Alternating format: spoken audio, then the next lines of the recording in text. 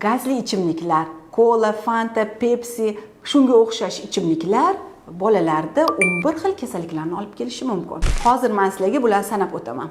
Semizlik, bepishlik, qandli diabet, jigar sirrozi, tish bilan muammolar, karieslar, depressiya, suyaklar mo'rtlashuvi, teri kasalliklar, onkologik kasalliklar, buyraklar ishini buzilishi, oshqozon yara kasalligi, yurak qon tomir kasalliklari, gipertoniya va ichaklar yara kasalligi olib kelishi mumkin. Nima qilamiz, nima beramiz bolalarimizga? Bunga yechim bor. Buni o'rniga nimalar berishimiz mumkin? Uy sharoitida o'zingizlar mehr bilan tayyorlanglar. Bu birinchi navbatda shipovnik, ya'ni namatak damlamasi. Bu vitamin C ga boy, immunitetni oshiradi. Ikkinchisi kakao, antioksidantlarga boy. Uchinchisi bu kisel. Ya'ni bu bizda qachon yaxshi oshqozon ichi kasalliklarida yaxshi ta'sir qiladi. Kompot.